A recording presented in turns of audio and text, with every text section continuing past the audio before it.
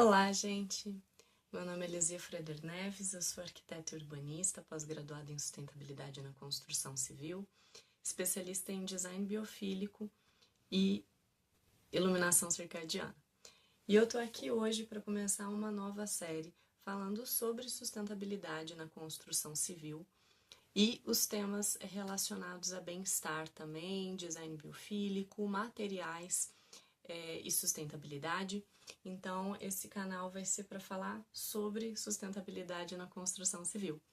E o tema de hoje é um tema que muitas pessoas elas ficam na dúvida, né? E a gente recebe muitas perguntas, até mesmo de profissionais, que é sobre a sustentabilidade dentro das construções e o greenwashing, né? Então, o que os dois têm a ver?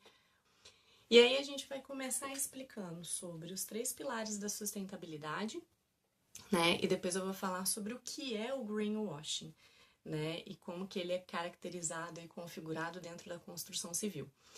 Então, bom, sustentabilidade, né? É um tema já bastante batido, né? Dentro da construção civil também.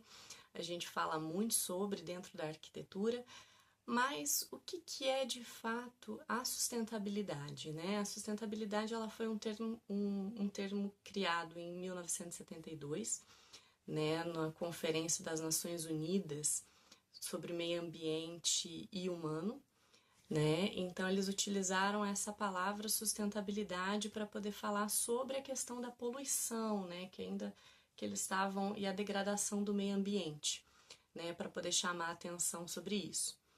E sustentabilidade, a própria palavra, né, ela significa o que se sustenta, né? Então, como a gente consegue desenvolver de forma consciente e sustentável, utilizando menos recursos possíveis, né? Como a gente pode criar de uma forma que sustente, que o meio ambiente se sustente, né? E aí a gente tem os 3 pilares, né, que foram cunhados aí para a gente referir o que é sustentabilidade, né? Então eles desenvolveram 3 pilares, que são o pilar ambiental, social e econômico, tá? Então dentro da a gente ouve muito falar sobre isso, mas eu acho que de tanto que a gente ouve, às vezes a gente não racionaliza sobre o tema, né? Sobre o que significa de fato essas palavras. Então a gente tem os 3 pilares, né? O pilar ambiental, social e econômico. O pilar ambiental dentro da construção civil seria a gente fazer um projeto, né? Fazer desde a concepção do projeto, pensar em materiais que sejam certificados, que sejam sustentáveis, otimizar os espaços dentro do projeto, então fazer uma construção o mais otimizada possível para a gente conseguir gastar a menor quantidade de recursos, né? Seja cimento, tijolos de solo cimento, todo tipo de recurso e também utilizar de equipamentos para a gente poder minimizar o consumo de água e de energia também. Então a gente pensa desde os materiais de concepção, né, desse projeto arquitetônico, até mesmo em como vai ser utilizado esses ambientes, né, e como que vai ser o consumo de água tanto na fase de projeto quanto na fase de obra acabada executada. Então a gente tem desde você prevê no projeto de arquitetura arejadores para as torneiras, por exemplo, que chegam a otimizar até 70% do consumo de água, desde você utilizar captação de água da chuva, captação de águas cinzas e negras.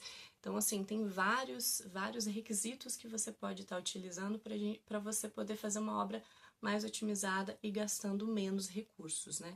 Até, por exemplo, instalação de placas fotovoltaicas no caso de você tentar diminuir o consumo de energia, por exemplo. Essas são só algumas, né, dos requisitos que você pode utilizar para poder fazer essa minimização, né? Então, o viés ambiental seria esse. Dentro do viés social, né, que é o segundo viés aí, você trabalhar com empresas parceiras que sejam idôneas com seus funcionários, você procurar mão de obra local, né, para poder fazer indicação aí da execução desse projeto, né, dessa obra. Utilizar empresas parceiras também, dispor de empresas parceiras que sejam do local, da região, que produzam materiais da região, porque aí você faz uma economia circular, né? Tudo que é produzido dentro do local da sua região, matéria-prima da sua região, mão de obra da sua região, que fica nesse círculo, né? Essa economia circular. E o terceiro pilar, que é o pilar econômico, né? Eu vou voltar um pouco nos exemplos que eu dei do pilar ambiental, porque eles andam juntos também. Pilar econômico, você vai pensar sempre em um projeto que ele minimize os recursos utilizados, né? Por exemplo, você minimiza o consumo de água, como você minimiza o consumo de energia? Então, vou voltar nos exemplos que eu dei lá. Para você minimizar o consumo de água, você dispõe aí de uma captação de água de chuva, águas negras e cinzas, por exemplo. Você minimiza o consumo de eletricidade por meio de um projeto bem pensado com relação à iluminação natural, à captação de iluminação natural, né, por meio de aberturas generosas, por meio da implantação no terreno de forma adequada, que vai receber iluminação adequada.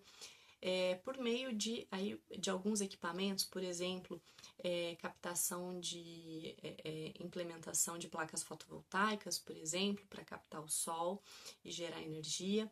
Então, você tem vários dispositivos, né? E isso é pensado desde a etapa de projeto, o que é muito importante. E aí, visto isso, né, todos esses parâmetros aí para a gente pensar sobre esses exemplos, para a gente pensar sobre o que é sustentabilidade, como se dão os três pilares da sustentabilidade, econômico, social e ambiental, dentro da obra, a gente vem com a terceira parte aí, que seria o greenwashing, né? O que é o greenwashing, né? O greenwashing é um termo cunhado nos anos 80 aí por um ambientalista que ele estava querendo falar sobre uma outra coisa, né? Ele estava fazendo uma crítica à hotelaria, mas significa em tradução literal, né, lavagem verde, né, que seria uma propaganda enganosa, né, do que seria verde e não é. E aí eu vou citar alguns exemplos aqui que não são só da arquitetura, mas que também são bons exemplos. Por exemplo, é aquela marca que ela é verde, mas ela não tem nada de sustentável, mas você olha para ela e você pensa que ela é sustentável. Ou naquela embalagem que você vê uma folhinha, por exemplo, desenhada, e aí você pensa que é sustentável, mas você vai ler atrás da embalagem, não tem nada de sustentável, não tem nada de ecológico, mas te faz pensar. Então, isso é greenwashing, é algo que é vendido como verde, mas não é verde.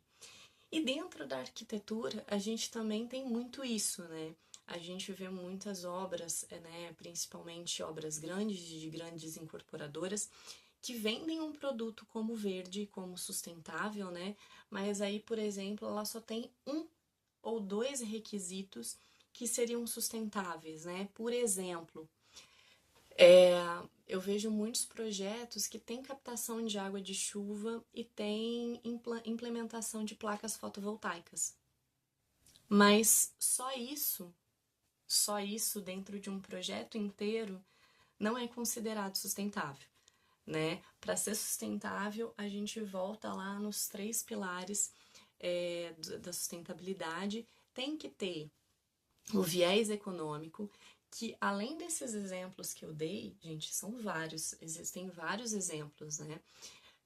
Eu dei alguns aqui só para esclarecer mais ou menos, mas para uma obra ser sustentável, ela tem que passar pelos três pilares, senão ela não é sustentável, né? Então, ela tem que ter o pilar econômico, ela tem que ter o pilar social e ela tem que ter o pilar ambiental.